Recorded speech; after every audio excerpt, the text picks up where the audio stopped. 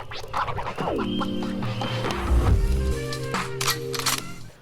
everybody, welcome back to another episode of Hey Bucko Outdoors. Today I'm going to be going into a pretty cool little video about knives, but before we do that, please do me a huge favor and subscribe if you have not already. It's free, takes 2 seconds, really helps me out. Like, share, comment too, helps promote my videos in the algorithm, and helps me do what I do every single day here on the channel. Alrighty, so I'm going to be going over 5 knives that everyone should need, or everyone needs, every outdoorsman, survivalist, whatever.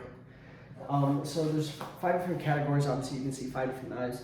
There are 3 Benchmade's on this table. These don't have to be very specific knives that you use, but just these categories. So I want to clear that up. I'm not a shill for Benchmade or anything. I just like their products. So I do have 3 of the 5 are Benchmade's, but whatever reputable, reliable knife company that you like can fill in that spot as well. So number 1, a good pocket knife. Whether this is a Swiss Army knife, a decent Gerber, Saw, Benchmade, whatever.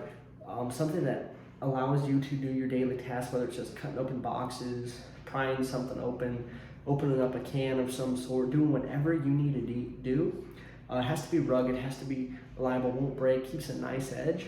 Something like that is very, very, very important. So I'd recommend, if you're going to carry it every single day, like I carry a knife on my hip every single day, don't cheap out. Spend 50, 60 bucks on a decent pocket knife and get you one that's going to last and preferably won't corrode, especially depending on where you are with the humidity and all that. Moving into number 2, fishing / fillet knives. I do not have a fillet knife on me right now. Unfortunately, I don't even have one in the house, so I'll have to pick one of those up. I don't do too much fishing where I'm at right now. Back in Missouri, I did a whole lot, but regardless, having a good fishing knife. Something I use I keep this in my tackle box actually. This is a Moranai companion, and I've done actually a torture test on this, why it kind of looks so beat up. But yeah, the Moore knife is an excellent quality for the price. I mean, this is 20 bucks online and in stores, made in Sweden. The Swedish have pretty decent quality, I would say. I'm very surprised. I mean, I put this thing through the ringer in the torture test, so go check that out if you haven't. But honestly, it's got a nice sharp edge that it comes with. It's got a decent tang on it, decent spline, and it's held up extremely well. It's stainless, so it's not going to corrode on you. I believe it has almost a full tang, or it might go down to here like a rat tang or something. Very good rubberized grip. But if you're going to be fishing, if you're going to be gutting fish, whatever, you need to have something that's going to keep your hand from slipping onto the blade and cutting yourself. Anybody who's ever filleted fish wet on the side of a river, especially trout fishing, and your hand slips on that fillet knife, you know that is not a fun time. So definitely don't want to do that. A nice rubberized, textured grip where you can get a very solid grip and not have to worry about having to go to the hospital afterwards is very important.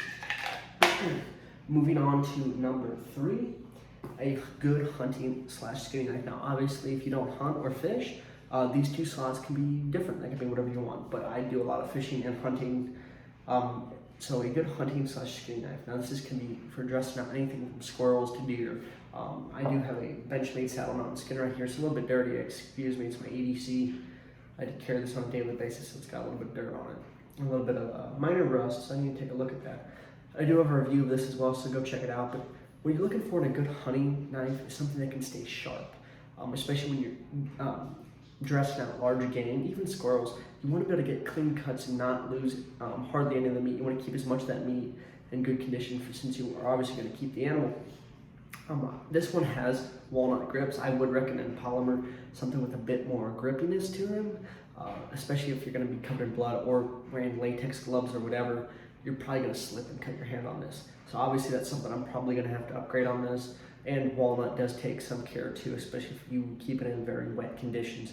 I would recommend having something with at least a 3-inch blade, a decent spline on it, something with a good bit of thickness, a good quality steel. If you're going to go thinner, that's something to keep in mind. This is S30V, as you can see right there, so definitely keep that in mind. Sharpness, they have those, I can't even remember the name, but they're the good hunting knives, like 80 bucks with replaceable blades.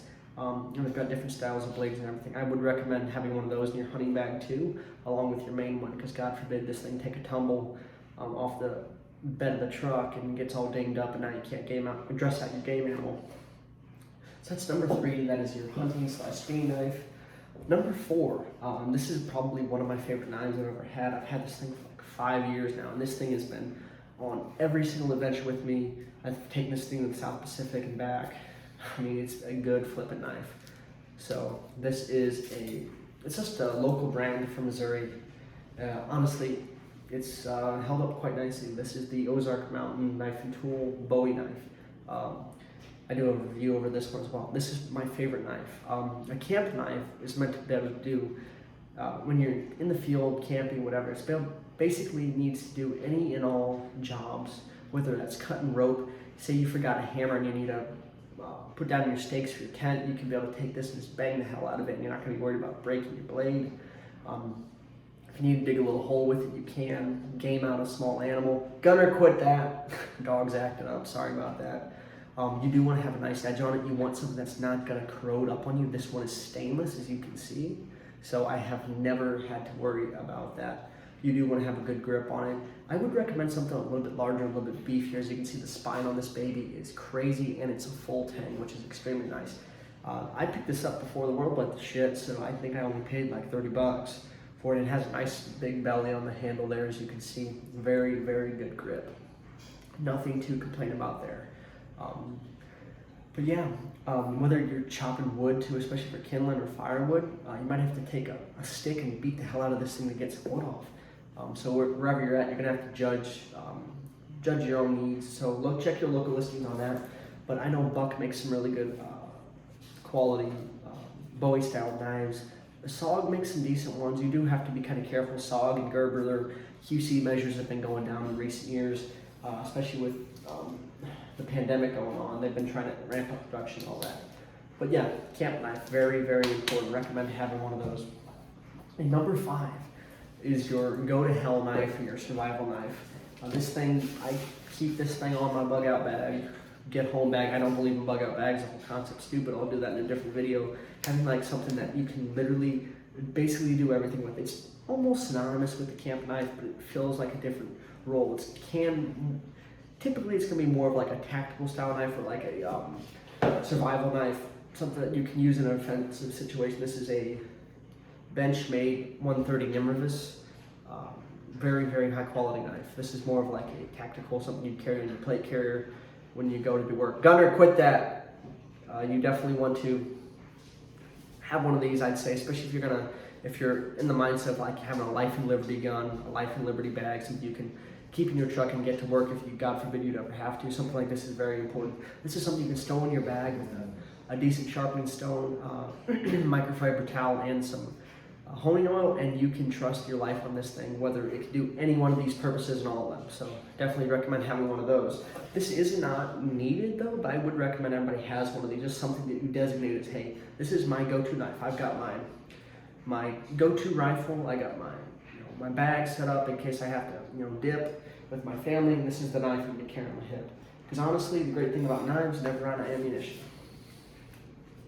And they're useful for so many different things.